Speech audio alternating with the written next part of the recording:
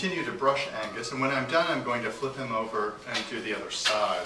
However, before I flip him over, I'm actually going to do the insides of these legs, using my brush, brushing out his chest well, spraying his chest first, missing it lightly to prevent the coat from breaking, and just brushing out his chest really well. And you'll find that like one area on a dog that mats pretty quickly is actually the underarms. And if you're not showing your dog, you can actually clip out this hair, and that actually will reduce matting quite a bit. Just take some scissors, or actually Angus has a little bit of a mat right here that I'm going to use this slicker brush to remove. And the slicker brush is really good for removing kind of small mats that are basically the result of undercoat getting tangled with top coats. You can see there are just some really small mats in here. And it's just important to get these small mats out before they become large mats, because this is a pretty sensitive area on the dog, the underarm. And so it's really difficult to remove large mats in the underarm area once they form, because it's just really sensitive skin, and the dogs really resent their hair being pulled in this area when you're trying to remove the mat. So I'll first go through the hair with this slicker brush in the underarm area just to remove those small mats, to start to break them up. And then I'll take my, oh, Angus awakes.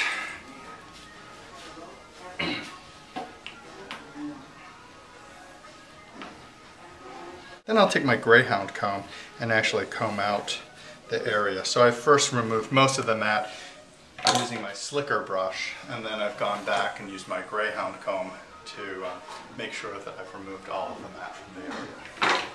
And so I'll do that with his legs, his front legs and his rear legs on each side.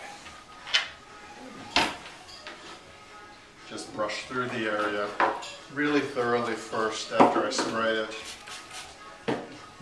with my pin brush, just really getting into the underarm area, or like for instance the groin area here, which sometimes is prone to matting too. The insides of the legs can be prone to matting, and the paws can be really prone to matting too. Also behind the ears is another area that's prone to matting. So it's really important to hit these areas and to thoroughly remove any mats from those areas.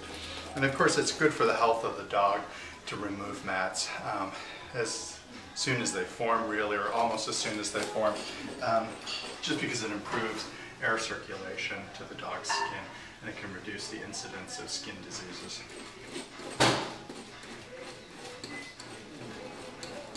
So I'm just brushing out his underarms again, first with my pin brush.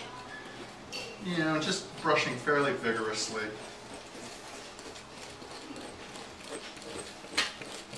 And he doesn't like it much. He's probably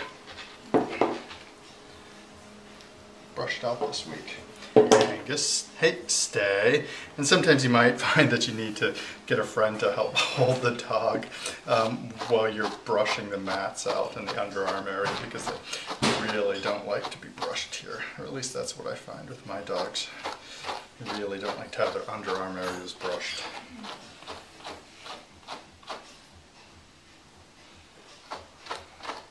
So on this side, once I finish with the slicker brush, I'll just go through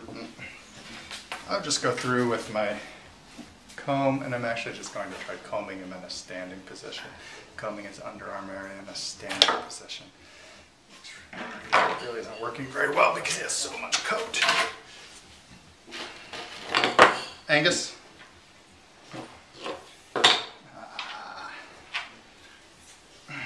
Angus, stay.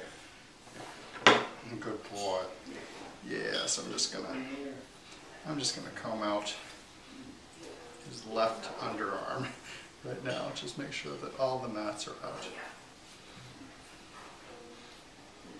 because I don't want him to get any hot spots because of poor air circulation to his skin caused by a mat. So he's got some tangled hair in here, but it's not too bad. So I'm just combing his underarm to remove some of the fine mats that have formed, and you can see some of the undercoat that the comb has removed. Another area that really can mat up on a Tibetan Terrier is the collar area, and it's actually a good idea either not to use a collar, to use an English lead, or to use a rolled leather collar with your coated breeds with the Tibetan Terrier, because a flat collar can create quite a bit of matting in the neck area, and the rolled leather collar really reduces the incidence of matting. So in this area, it's really a lot like grooming the body, brushing the body. First, I'm going to use my pin brush, just brush through the sides of his neck, again brushing in the direction that the hair grows, really being thorough in terms of brushing out the area behind his ears. So I'm being really thorough here, brushing out the hair behind his ears. And I'm just going to take a look at his ears, make sure that they look healthy, that they're not inflamed, and they look nice and light pink. If the ear is red, then you probably want to consult your veterinarian, because it might be an indication of an ear infection.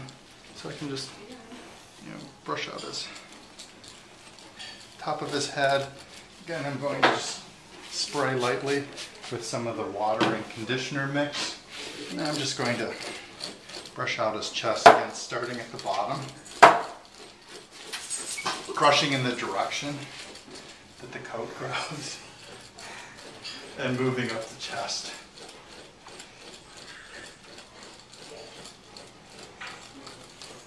He has a very furry chest, Angus does.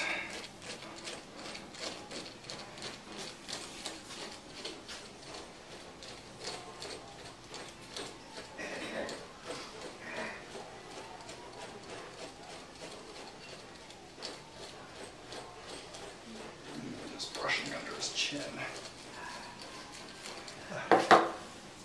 Dog hair in my nose. So then when I'm done using the pin brush on his head and neck and ears, so today